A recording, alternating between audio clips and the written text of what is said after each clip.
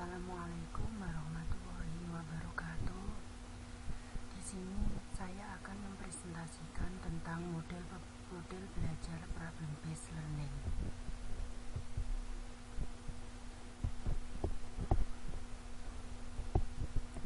Nah, model belajar problem based learning ini merupakan pembelajaran berbasis masalah yang berasal dari bahasa Inggris. Problem based learning adalah suatu pendekatan pembelajaran yang dimulai dengan menyelesaikan suatu masalah. Tetapi untuk menyelesaikan masalah itu, peserta didik memerlukan pengetahuan baru untuk dapat menyelesaikannya.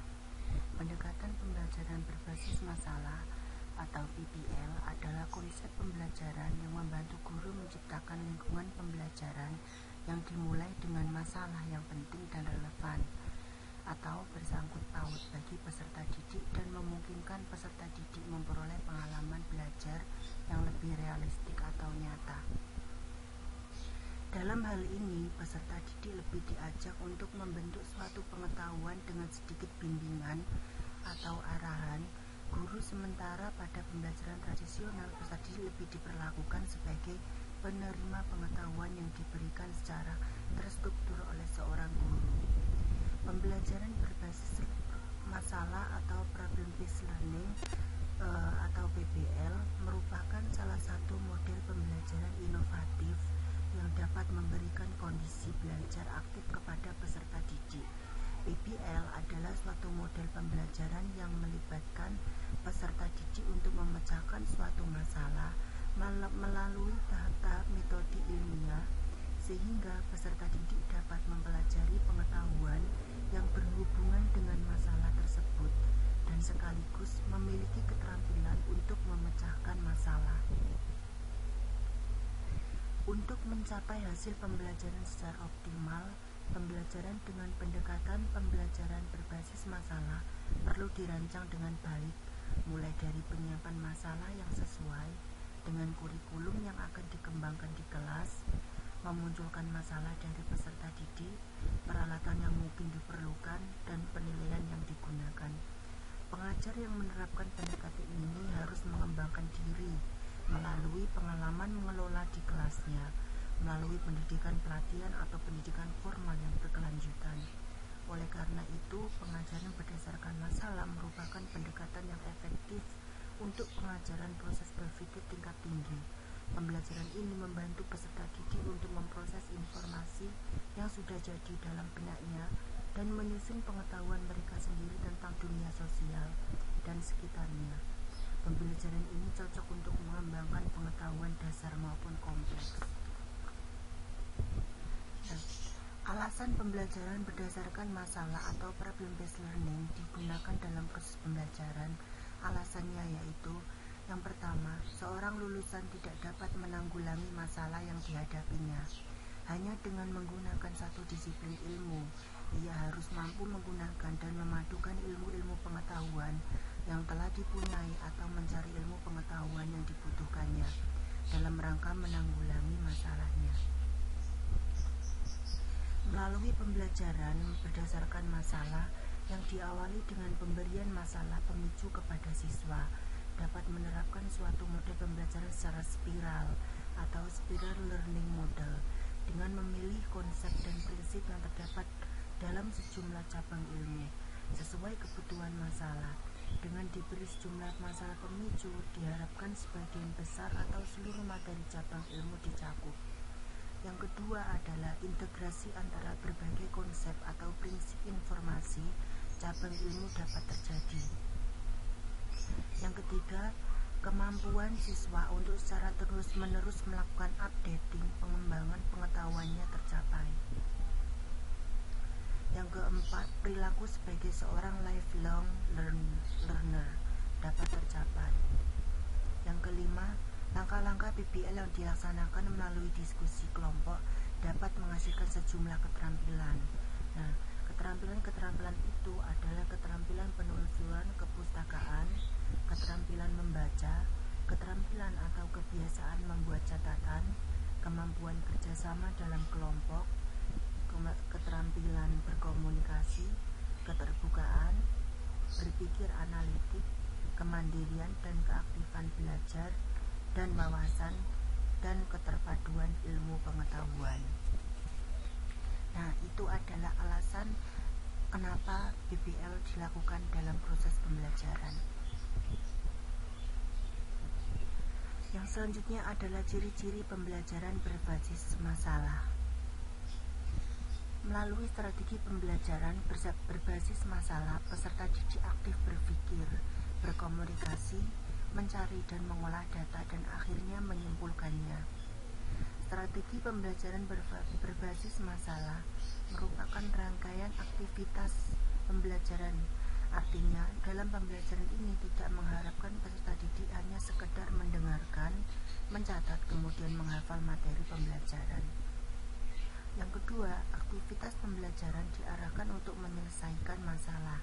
Strategi pembelajaran berbasis masalah menempatkan masalah sebagai kata kunci dari proses pembelajaran. Artinya, tanpa masalah tidak mungkin ada proses pembelajaran. Yang ketiga, pemecahan masalah dilakukan dengan menggunakan pendekatan berpikir secara ilmiah. Berpikir dengan menggunakan metode ilmiah adalah proses berpikir deduktif dan induktif. Proses berpikir ini dilakukan secara sistematis dan empiris. Sistematis artinya berpikir ilmiah dilakukan melalui tahapan-tahapan tertentu. Sedangkan empiris artinya proses penyelesaian masalah didasarkan pada data dan fakta yang jelas. Yang selanjutnya adalah komponen-komponen pembelajaran berbasis masalah. Ada 5 komponen dalam pembelajaran berbasis masalah. Yang pertama yaitu permasalahan autentik. Model pembelajaran berbasis masalah mengorganisasikan masalah nyata yang penting secara sosial dan bermanfaat bagi peserta didik. Permasalahan yang dihadapi peserta didik dalam dunia nyata tidak dapat dijawab dengan jawaban yang sederhana. Yang kedua adalah fokus interdisipliner. Dimaksudkan agar peserta didik belajar berpikir struktural dan belajar menggunakan berbagai perspektif keilmuan. Yang ketiga adalah pengamatan autentik. Hal ini dimaksudkan untuk menemukan solusi yang nyata. Peserta didik diwajibkan untuk menganalisis dan menetapkan masalahnya, mengembangkan hipotesis dan membuat prediksi, mengumpulkan dan menganalisis informasi, melaksanakan eksperimen, membuat inferensi, dan menarik kesimpulan. Yang keempat adalah produk. Peserta didik dituntut untuk membuat produk hasil pengamatan. Produk bisa berupa kertas yang dideskripsikan dan didemonstrasikan kepada orang lain. Yang kelima adalah kolaborasi. Dapat mendorong penyelidikan dan dialog bersama untuk mengembangkan keterampilan berpikir dan keterampilan sosial. Yang selanjutnya adalah konsep dasar pembelajaran berbasis masalah. Model pembelajaran berbasis masalah ini dapat diterapkan dalam kelas jika 1. Guru bertujuan agar peserta didik tidak hanya mengetahui dan hafal materi pelajaran saja, tetapi juga mengerti dan memahaminya. Untuk pembelajaran konvensional ini, guru selalu menggunakan pembelajaran demonstrasi, yaitu guru sebagai memberi ilmu kepada siswa. Sedangkan pada pembelajaran kooperatif seperti pada pembelajaran berbasis masalah ini, siswa mencari sendiri masalah, siswa mencari jawaban-jawaban sendiri atas materi yang dipermasalahkan. Yang kedua adalah guru menginginkan agar peserta didik memecahkan masalah dan membuat kemampuan intelektual siswa bertambah. Yang ketiga, guru menginginkan agar peserta didik dapat bertanggung jawab dalam belajarnya.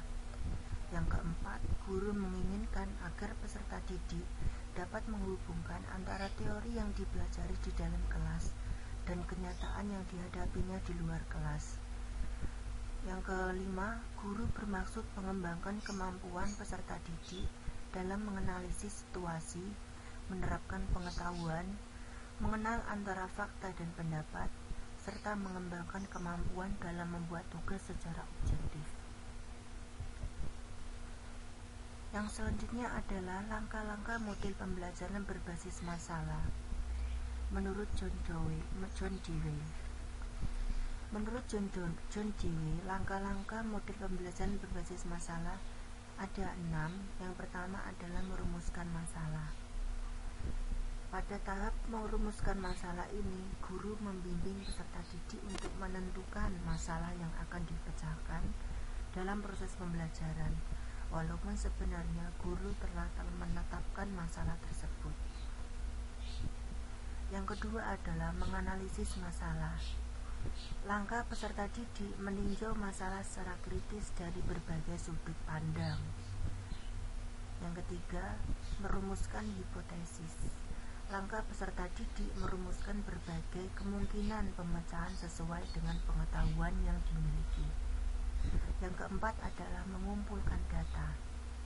Langkah peserta didik mencari dan menggambarkan berbagai informasi yang diperlukan untuk memecahkan masalah. Yang kelima, pengujian hipotesis. Langkah peserta didik dalam merumuskan dan mengambil kesimpulan sesuai dengan penerimaan dan penolakan hipotesis yang diajukan. Yang terakhir, merumuskan rekomendasi pemecahan masalah. Langkah peserta didik menggambarkan rekomendasi yang dapat dilakukan sesuai rumusan hasil pengujian hipotesis dan rumusan kesimpulan.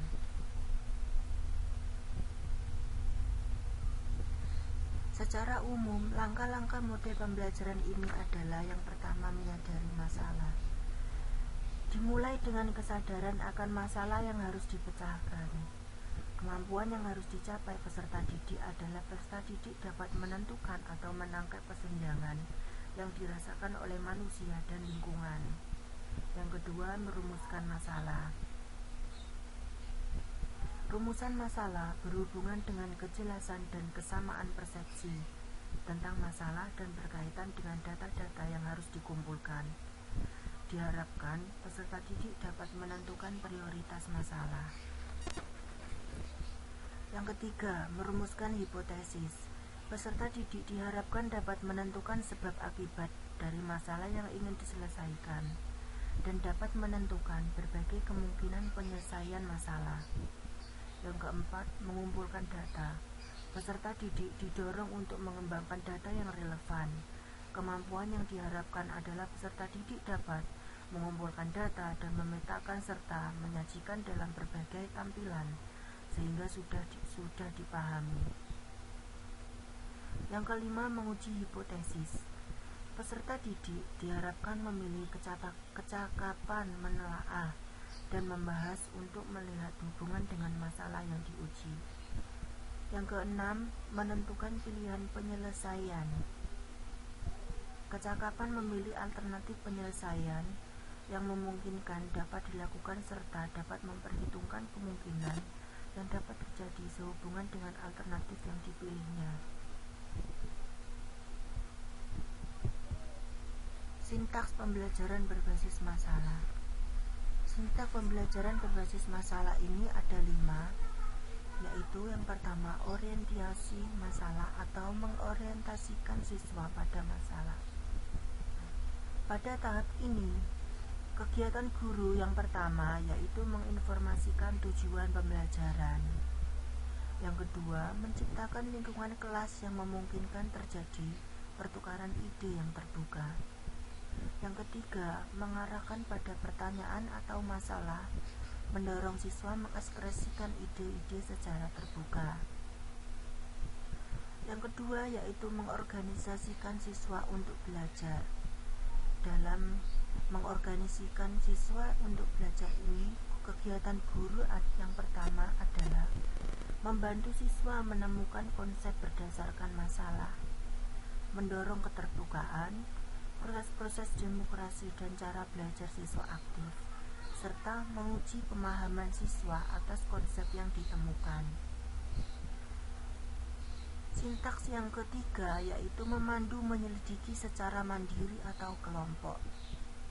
Pada tahap ini, kegiatan guru yang pertama yaitu memberi kemudahan pengerjaan siswa dalam mengerjakan atau menyelesaikan masalah. Yang kedua, mendorong kerjasama dan penyelesaian tugas-tugas. Yang ketiga, mendorong dialog, diskusi dengan teman. Yang keempat, membantu siswa mendefinisikan dan mengorganisasikan tugas-tugas belajar yang berkaitan dengan masalah. Yang kelima, membantu siswa merumuskan hipotesis. Yang keenam, membantu siswa dalam memberikan solusi.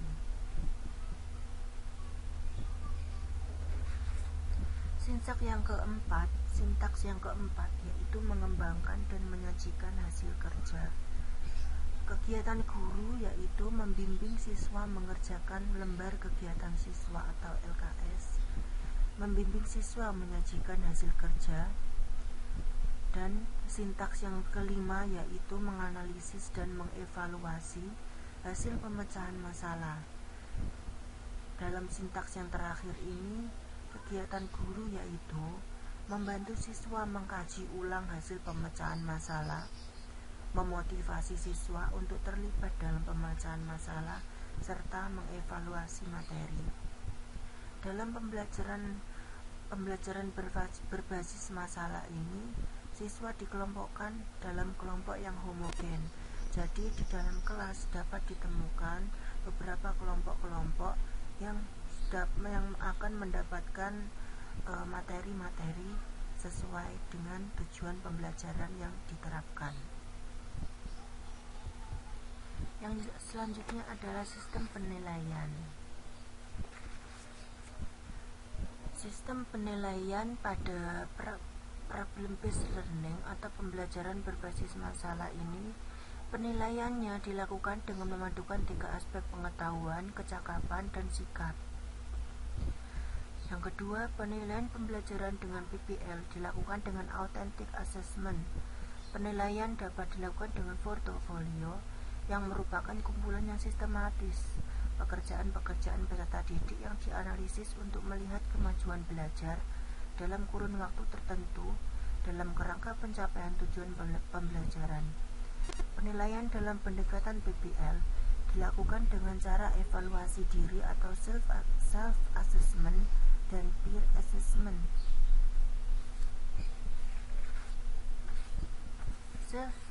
Self-assessment ini penilaian yang dilakukan oleh pembelajar itu sendiri terhadap usaha-usahanya dan hasil pekerjaannya dengan merujuk pada tujuan yang ingin dicapai atau standar oleh pembelajar itu sendiri dalam belajar. Sedangkan peer assessment, penilaian di mana pembelajar berdiskusi untuk memberikan penilaian terhadap upaya dan hasil penyelesaian tugas-tugas yang telah dilakukannya sendiri maupun oleh teman dan sekelompoknya.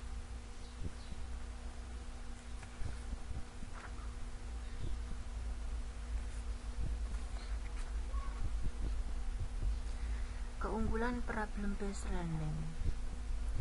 Sebagai suatu model pembelajaran berbasis masalah memiliki beberapa keunggulan. Di antaranya, pemecahan masalah merupakan teknik yang cukup bagus untuk lebih memahami isi pelajaran. Pemecahan masalah dapat menantang kemampuan peserta didik serta memberikan kepuasan untuk menentukan pengetahuan baru bagi peserta didik. Pemecahan masalah dapat meningkatkan aktivitas pembelajaran peserta didik. Pemecahan masalah dapat membantu peserta didik bagaimana mentransfer pengetahuan mereka untuk memahami masalah dalam kehidupan nyata. Pemecahan masalah dapat membantu peserta didik untuk mengembangkan pengetahuan barunya dan bertanggung jawab dalam pembelajaran yang mereka lakukan. Melalui pemecahan masalah dianggap lebih menyenangkan dan disukai peserta didik. Pemecahan masalah dapat mengembangkan kemampuan peserta didik untuk berpikir kritis dan mengembangkan kemampuan mereka untuk menyesuaikan dengan pengetahuan baru. Pemecahan masalah dapat memberikan kesempatan pada peserta didik untuk mengaplikasikan pengetahuan yang mereka miliki dalam dunia nyata. Pemecahan masalah dapat mengembangkan minat peserta didik untuk secara terus-menerus belajar. Dari uraian di atas dapat disimpulkan bahwa strategi pembelajaran berbasis masalah harus dimulai dengan kesadaran adanya masalah yang harus dipecahkan. Pada tahapan ini, guru membimbing peserta didik pada kesadaran adanya kesenjangan atau gap yang dirasakan oleh manusia atau lingkungan sosial. Kemampuan yang harus dicapai oleh peserta didik pada tahapan ini adalah peserta didik dapat menentukan atau menangkap kesenjangan yang terjadi dari berbagai fenomena yang ada. Di samping keunggulannya, model ini juga mempunyai kelemahan. Kelemahan PBL yaitu manakala peserta didik tidak memiliki minat atau tidak mempunyai kepercayaan bahwa masalah yang dipelajari sulit untuk dipecahkan, maka mereka akan merasa enggan untuk mencoba dan merasa bosan. Yang kedua, keberhasilan strategi pembelajaran melalui problem solving membutuhkan cukup waktu untuk persiapan. Jadi, dibutuhkan guru yang sangat kreatif dan mampu merencanakan pembelajaran sebelum PBL dilaksanakan. Yang ketiga, tanpa pemahaman mengapa mereka berusaha untuk memecahkan masalah yang sedang dipelajari, maka mereka tidak akan belajar apa yang mereka ingin pelajari. Terima kasih, semoga bermanfaat. Jangan lupa like dan subscribe ya. Wassalamualaikum warahmatullahi wabarakatuh.